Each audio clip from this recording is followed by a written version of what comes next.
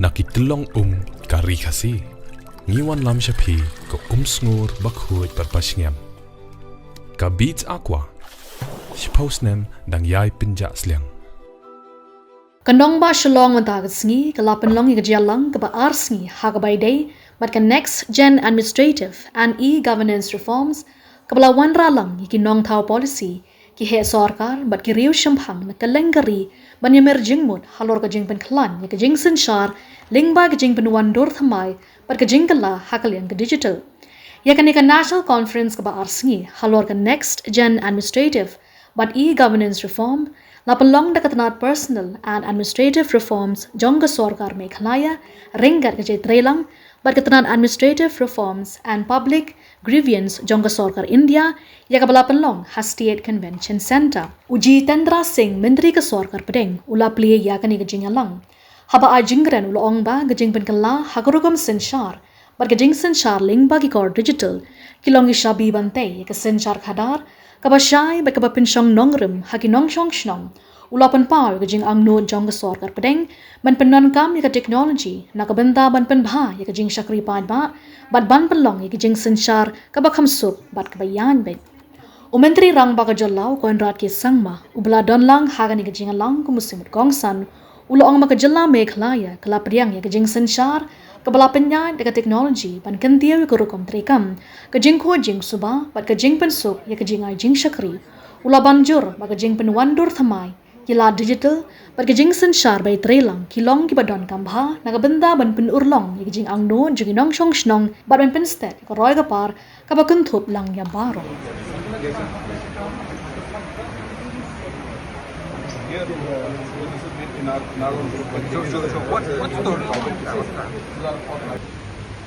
May I express for your memory that we were here, the same venue, same hall, about a few years back, and also because Shillong holds a distinct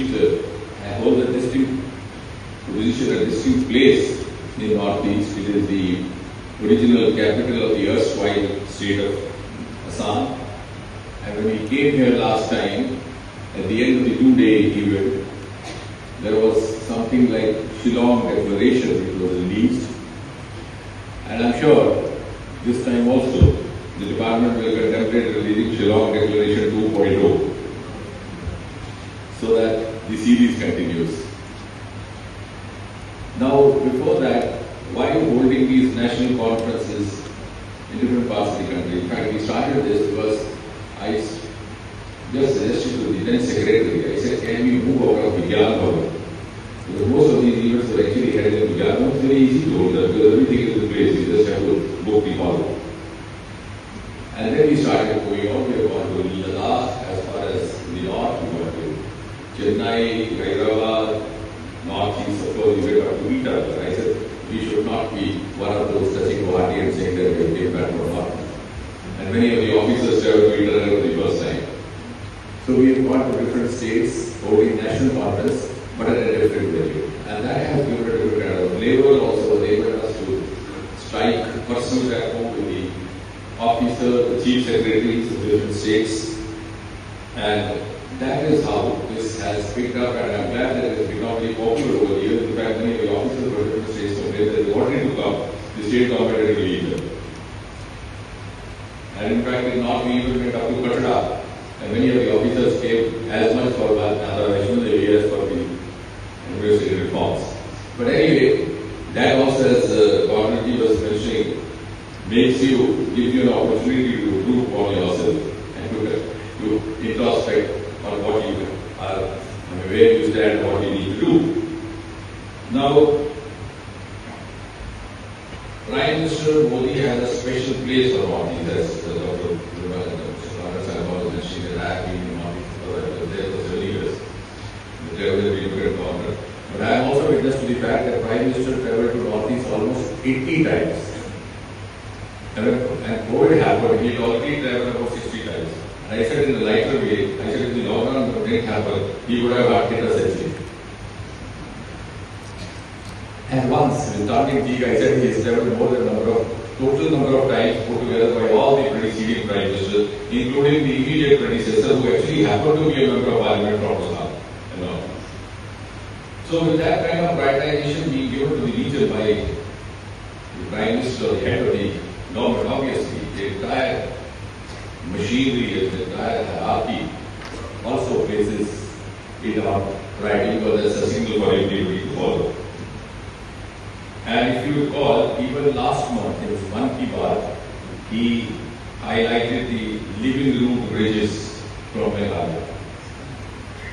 And Chief Secretary was nodding.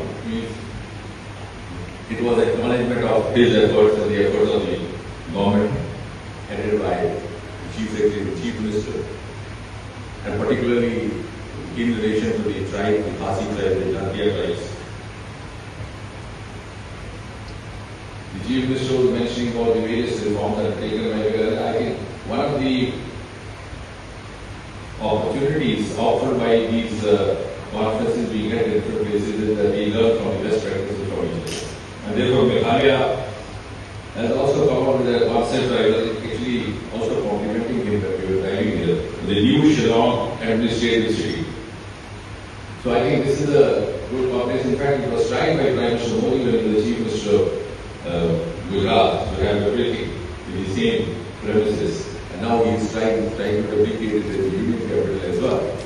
So this concept, accompanied by the digital model of governance that is sought to be created over here, is something which was possibly not visualized a decade or so back. When I came here in 2014, I think at least 3 or 4 states in Northeast had not even seen the train. Arunachal, Meghalaya, Sikkim, today you have Arunachal Express. And there was hardly an airport. There was only one airport in Guwahati, and Shillong had a half airport. It was just half the airport because it was so small. And they said it would be expanded. I said, this is the original capital city we know. It's so gratifying to see that after a decade we have an airport everywhere. One coming up in Kohima as well now. You already have a Pdeng in Singh, you already have a Lyngba.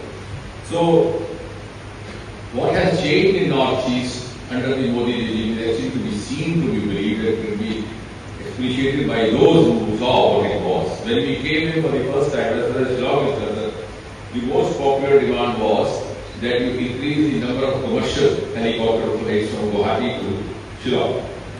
And that was the demand put across by the tourists.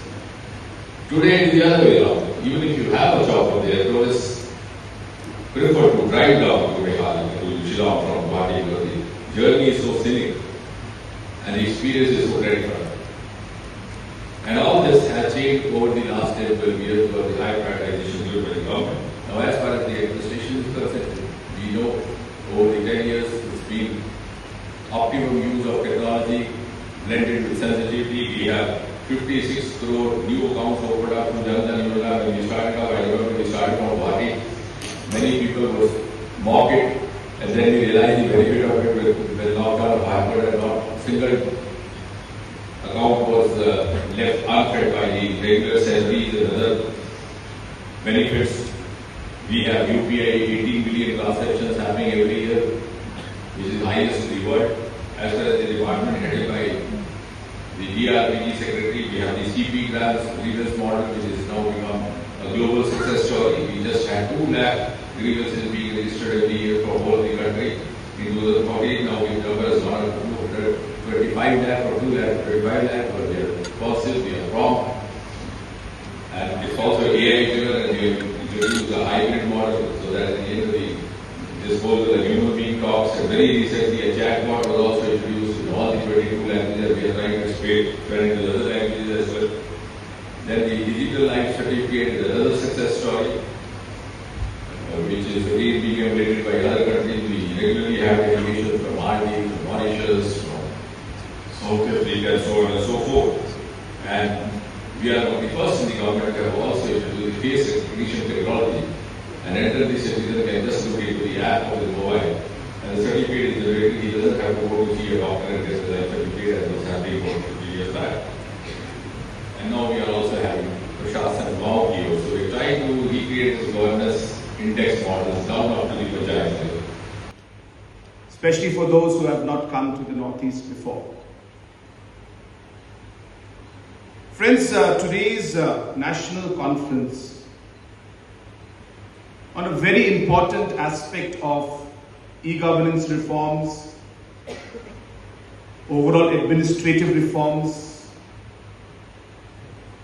I think is something that we all are very, very familiar with.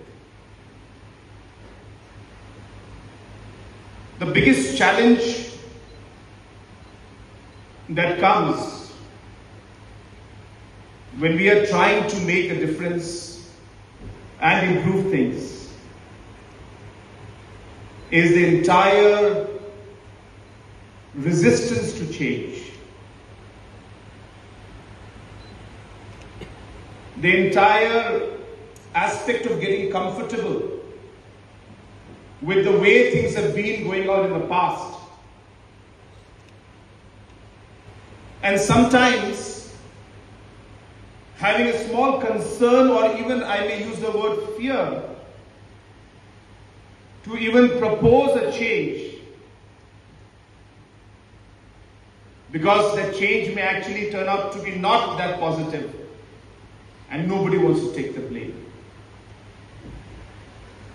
With this background of trying to change and improve administration, bring in the reforms we would like to, these basic aspects of, if I may say, human nature, and obviously the culture of administration, I think is something that we all must try to overcome. So therefore, I think the first thing we start with, and this is something that I've always shared, especially with my team,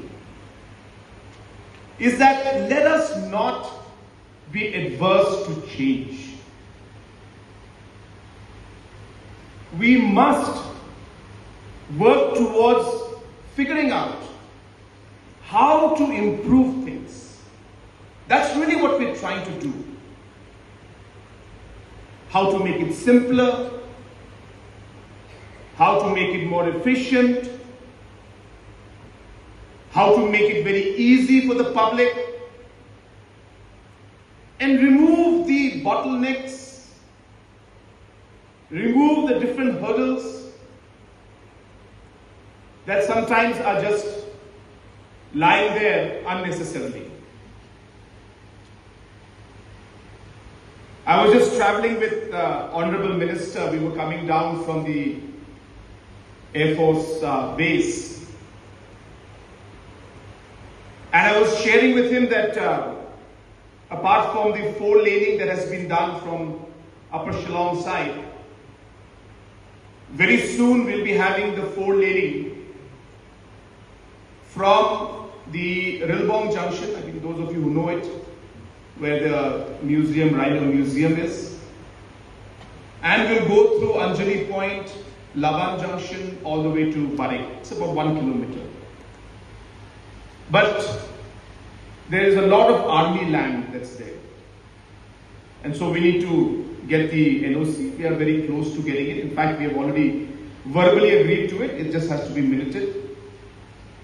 So Honorable Minister was telling me that in his constituency, he was trying to get one road about 80 kilometers, trying to make it into a 4-lane because the people really needed it. And as per times, things are changing. And so he spoke to the BRO. This is Honorable Minister's story. So when he spoke to the BRO, they told him that this is not permitted. It's just not possible. The rules don't allow for us to make 4 lanes. So Honorable Minister said, "Ye kaise ho sakta hai? Ye kaisa rule hai?" So he ended up speaking to the army chief, asking him, "Well, what kind of a rule is this?" So the army chief said, "Arey sir, ye rule to 100 साल पुराना rule है sir. ये पता नहीं क्यों अब तक है. अब इसको बदल देंगे सर. हमें भी, आपको क्या सर 2 लेन, हमें 4 लेन चाहिए सर, पब्लिक को ही नहीं. हमें आर्म फोर्सेस को 4 लेन चाहिए." So it took that particular moment, it took the entire, the MP from the constituency, Honorable Minister, and the Army Chief to have a discussion to change a 100-year-old or whatever 50, 60-year-old rule that even the Army didn't want. And that's how things are in our system. It's just so massive and just so complicated that sometimes there are so many rules which actually we don't even need.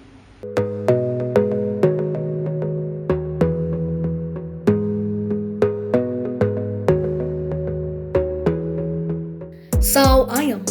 Escape the ordinary and experience tranquility at Sao Ayam, located at Shillong Bypass 3 Point. Whether you're planning a relaxing getaway, a family outing, or a special celebration, we've got you covered. Comfortable rooms are now available, while our restaurant and swimming pool are open to both guests and the public. We also offer professional catering services with bar service for all events.